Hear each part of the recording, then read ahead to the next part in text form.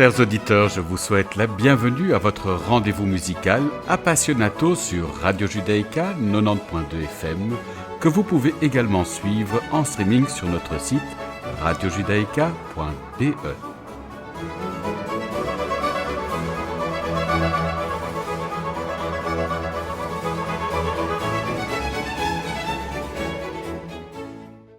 Nous avons l'immense plaisir d'accueillir aujourd'hui Jean-Baptiste Fonlu qui vient nous présenter un superbe album consacré à Rachmaninov. Bonjour Jean-Baptiste. Bonjour. Alors je résume votre parcours. Formé au Conservatoire national supérieur de musique de Paris dans la classe de Bruno Rigouteau, à la Hochschule Hans Heisler de Berlin dans la classe de Michael Endres et au Royal College of Music de Londres avec Yonti Solomon, puis au Conservatoire Tchaïkovski de Moscou avec Eliso Virsaladze, vous débutez avec orchestre dès l'âge de 13 ans. Vous produisez dans des salles renommées telles que le Théâtre des Champs-Élysées, le Konzerthaus de Vienne ou le Beijing Forbidden City Concert Hall et avec des orchestres prestigieux comme le Mariinsky, l'Orchestre national de Bordeaux-Aquitaine ou l'Orchestra Sinfonica Simón Bolívar. Vous participez régulièrement à des grands festivals internationaux et vos enregistrements, dont ballets consacrés à Ravel, Stravinsky et Prokofiev, reçoivent des critiques élogieuses. Je vous propose de débuter notre entretien en écoutant les préludes 2, 3 et 4, extraits de 10 préludes opus 23 de Sergueï Rachmaninov. Notre invité, Jean-Baptiste Fonlu, est au piano.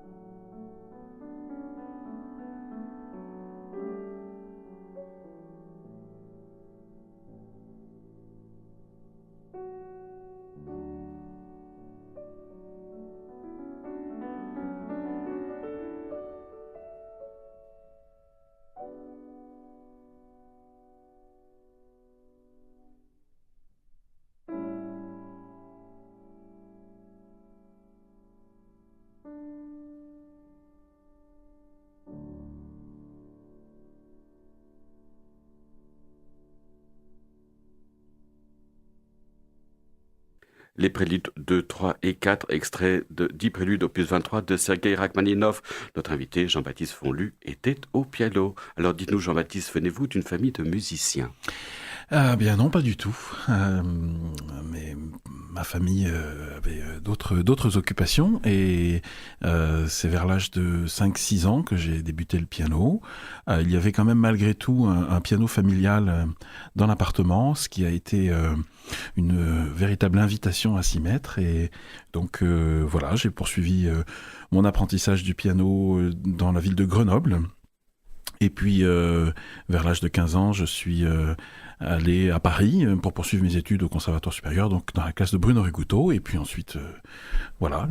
Et c'était vous qui aviez décidé de débuter le piano? Oui, c'est-à-dire que il y avait quand même un esprit très musical dans la famille. Mes parents écoutaient de la musique, de l'opéra, notamment du piano. Ma mère avait fait un petit peu de piano dans sa jeunesse, donc il y avait quand même un intérêt très particulier pour la musique et une prédisposition à se mettre au piano, puisqu'il y avait cet instrument qui avait appartenu à ma grand-mère, qui était dans l'appartement. Et alors, quels étaient les héros musicaux de votre jeunesse? Alors, les premières musiques que j'ai écoutées étaient justement celles de Rachmaninov, et puis également celle de Chopin. Je me souviens aussi qu'on avait quand même une très grande collection de disques vinyles, avec par exemple un disque qui est resté vraiment très fort dans ma mémoire, c'était Alexis Weissenberg, qui jouait l'album à la jeunesse de Schumann. Je me souviens de cette photo, il était avec son chien dans un salon, et je trouvais ça extrêmement chaleureux et voilà. Donc il y avait également beaucoup d'autres disques, Guy The King notamment, les interprétations de Debussy. J'ai quand même baigné dans un univers musical très jeune, même si mes parents n'étaient pas musiciens. Et alors, comment avez-vous décidé de devenir un musicien professionnel? Je crois que ça s'est un petit peu imposé de soi-même, parce que finalement, les études se passaient bien. Un beau jour, mon professeur a dit qu'il faudrait peut-être se présenter au Conservatoire de Paris. Et puis, je suis rentré, je rentrais en classe de seconde en France, c'est-à-dire c'était l'âge de 14-15 ans. Puis donc, je me suis rendu compte qu'arrivé à ce point-là de mes études, peut-être que c'était bien finalement de continuer et d'en faire ma profession, surtout que c'était un âge où on doit commencer de penser à décider de son avenir, donc la musique s'est imposée d'elle-même finalement. Alors vous avez étudié, parmi vos nombreux professeurs, on trouve Eliseo Virsaladze. Oui. Que retenez-vous de son enseignement? Ah, c'est extraordinaire. Ça, c'était au Conservatoire Tchaïkovski. Avec elle, j'ai beaucoup abordé Schumann et d'autres choses. Mozart, par exemple. Liszt également. C'est une très grande listienne. Elle a une force en elle, comment dire, une façon de transmettre par l'énergie, par l'écoute, par un piano très orchestral qui m'a totalement conquis. Et puis une rigueur dans le travail. Le conservatoire Tchaïkovski et les musiciens russes en règle générale sont connus pour cette rigueur, et je m'en suis rendu compte en étant là-bas, tout ce qu'il fallait encore fournir comme quantité de travail. En fait, c'est un travail permanent. Rien n'est jamais acquis et il faut toujours se remettre en question par rapport à sa technique, parce que le corps évolue, change, et donc la technique pianistique, qui est une façon de faire corps avec l'instrument, évolue avec l'âge, avec aussi les besoins musicaux, la façon dont on a envie de faire sonner l'instrument. Et donc en fait, il faut toujours travailler, et ça, je l'ai clairement appris à Moscou. Est-ce que c'est le message principal que vous cherchez à transmettre à vos propres étudiants maintenant que vous êtes le professeur? Alors, bien évidemment, oui, il faut beaucoup travailler, mais il faut travailler de plusieurs façons différentes. C'est-à-dire qu'il y a le temps passé à l'instrument, et puis il y a le temps passé à écouter beaucoup de musique, pas seulement du piano. Je pense que le piano est justement un instrument qui réunit presque tous les instruments, et donc il faut écouter beaucoup d'orchestres, il faut écouter, à mon avis, beaucoup de chants, de mélodies, d'opéras, et puis il faut aussi beaucoup étudier la musique, dans le sens où il faut connaître la vie des compositeurs, il faut savoir replacer dans le temps une œuvre, ce qu'elle peut avoir d'historique ou de moderne, la façon dont elle se place par rapport aux autres œuvres, non seulement du compositeur, mais des autres compositeurs de l'époque. Donc tout ça, c'est un immense travail de culture générale. Et il faut passer beaucoup de temps à travailler cet aspect-là des choses aussi. Et puis, il faut aussi passer beaucoup de temps à apprendre à se connaître, à savoir comment on veut être musicien, qu'est-ce qu'on veut raconter avec tout ça, et pas seulement arriver à jouer une œuvre, mais s'inscrire dans un projet sur le plus long terme. Alors, vous êtes professeur à l'IMEP à Namur. Comment a débuté cette aventure pour vous? Ah, écoutez, ça, j'en suis extrêmement heureux. Ça a été une rencontre avec. J'ai postulé. Il y avait un poste disponible et j'ai rencontré le directeur, mes collègues du département piano, et ça a été un grand moment d'échange, de discussion autour de justement comment enseigner et quel est le sens de la musique. Et donc, on m'a offert d'enseigner dans cette école et j'en suis vraiment extrêmement heureux. Vous êtes content des élèves que vous avez là-bas? Oui, ils sont formidables. Je sais bien que c'est pas difficile, c'est pas facile tous les jours, mais ça marche très bien et il y a des très belles perspectives, non seulement au niveau de l'enseignement en lui-même, mais des projets autour de cela, des projets dans l'IMEP et puis aussi en dehors. Alors, je vous propose de poursuivre notre entretien en écoutant le 10e prélude en si mineur, opus 32 de Sergueï Rachmaninov. Notre invité, Jean-Baptiste Fonlu, est au piano.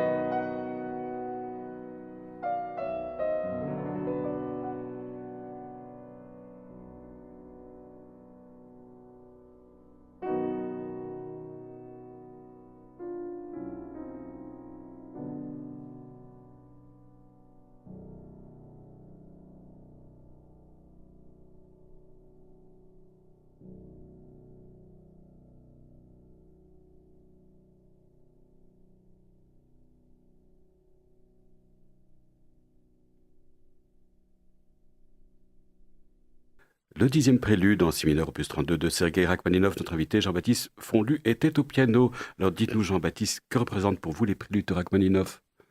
Ah, les préludes de Rachmaninov, c'est une très longue histoire. D'abord, j'ai commencé de travailler cette musique donc quand je suis rentré au Conservatoire de Paris, et je n'ai jamais cessé de la jouer. J'ai joué assez tôt la série des opus 32, quelques préludes des opus 23, puis ensuite je me suis mis à jouer davantage les opus 23.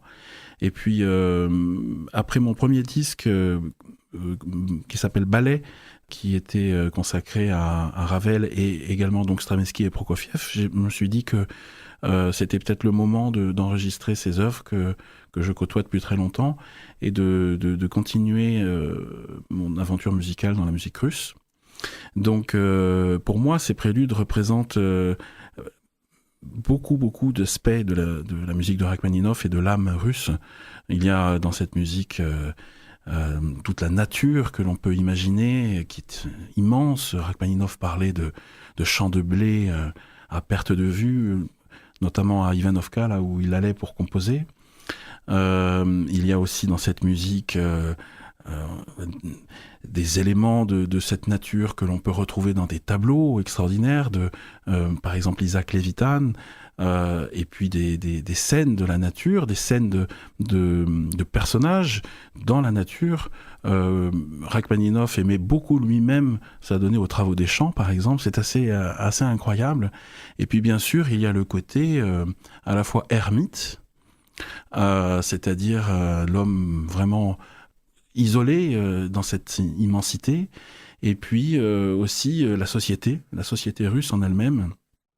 Comme j'ai passé beaucoup de temps en Russie, notamment dans des datchas, dans la campagne, je voyais comment se réunissent les gens autour d'un repas, autour de discussions passionnées. Et ça, c'est extrêmement présent dans la musique de Rachmaninov. Et puis, bien sûr, les cloches des églises orthodoxes que Rachmaninov entendait déjà très jeune. Il en a mis partout dans sa musique, dès le premier prélude et jusqu'au dernier, jusqu'au opus 32 numéro 13. Voilà. Et puis on a également des chants orthodoxes. Rachmaninov a beaucoup étudié la musique orthodoxe et les chants religieux qui venaient du Moyen-Âge. Donc on a de la musique chorale également, on a de la musique orchestrale. Enfin, on a vraiment énormément d'aspects non seulement de la musique de Rachmaninov, mais je pense des aspects de ce quoi cette musique est faite, même au-delà du compositeur lui-même. Alors, est-ce que son écriture évolue au fil du temps ?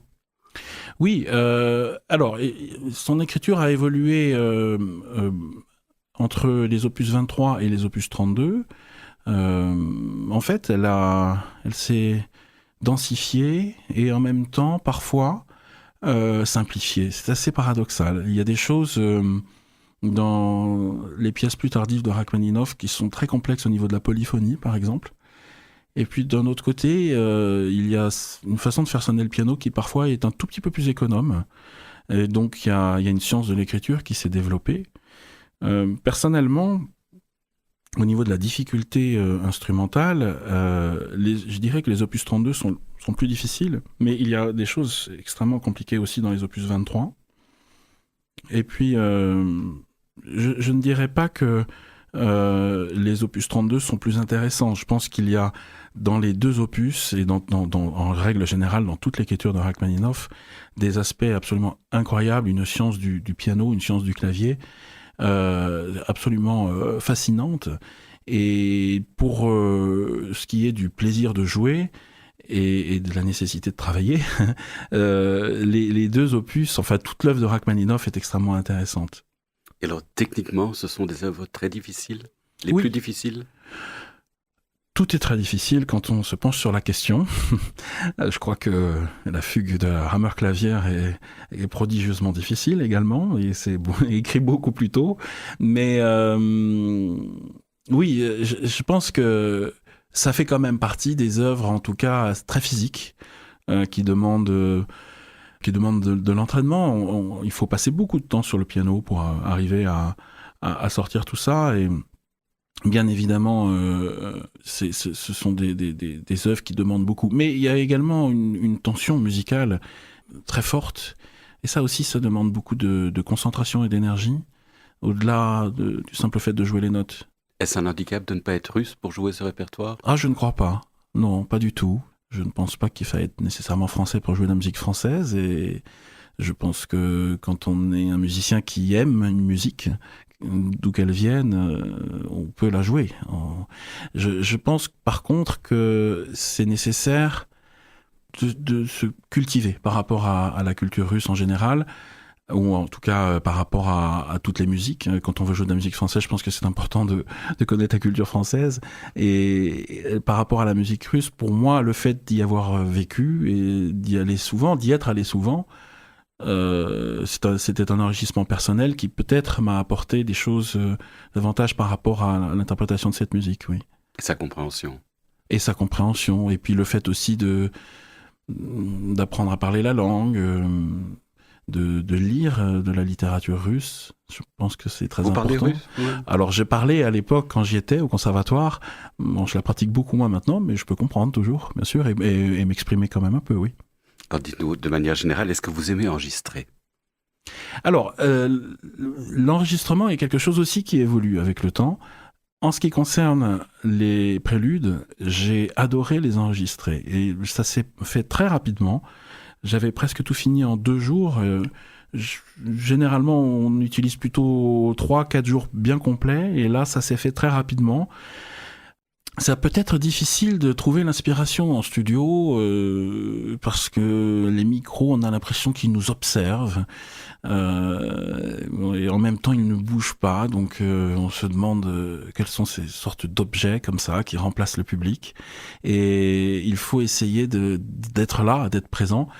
Et en ce qui concerne les préludes de Rachmaninoff, oui, il y a eu une énergie très particulière aussi avec Frédéric Briand, qui est à la prise de son, et Cyril Mordant qui s'est occupé du piano.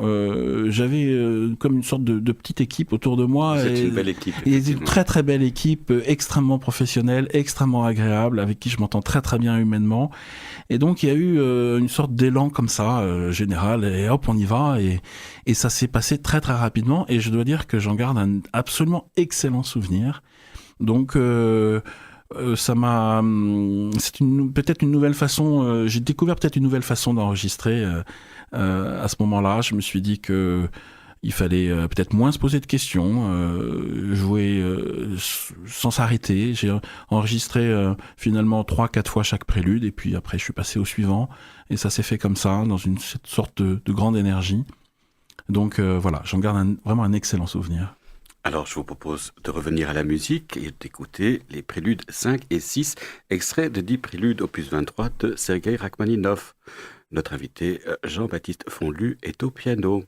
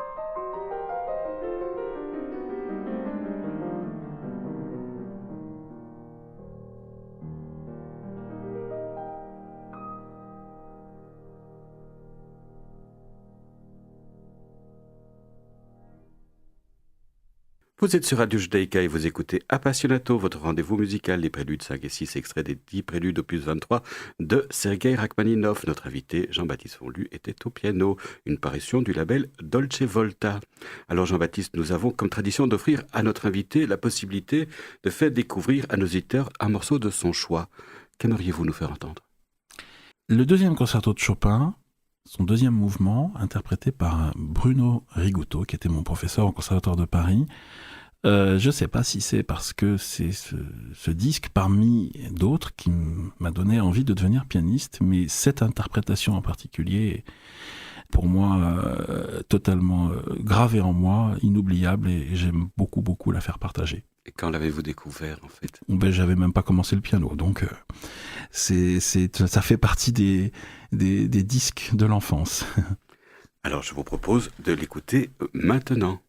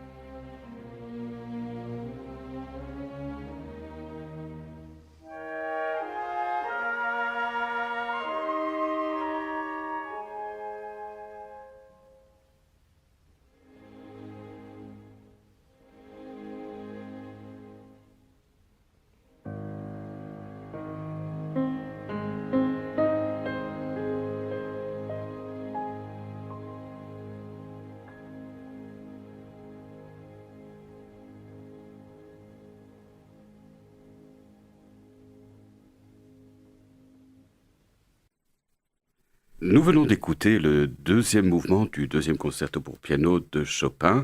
Bruno Rigutto était au piano. L'orchestre de la RTL était dirigé par Louis de Froment. Il s'agissait du choix de notre invité, Jean-Baptiste Fonlu. Votre émission de musique classique Appassionato touche ainsi à sa fin. Merci beaucoup, Jean-Baptiste, d'avoir accepté notre invitation. Merci beaucoup. Merci à Clément Villansen d'avoir assuré la technique de cette émission. N'oubliez pas qu'Appassionato est diffusé sur les ondes et le site de Radio Judaïka les lundis à 15h, les vendredis à 13h et les dimanches à 9h. Merci, chers auditeurs, de nous avoir écoutés. À la semaine prochaine. D'ici là, portez-vous bien.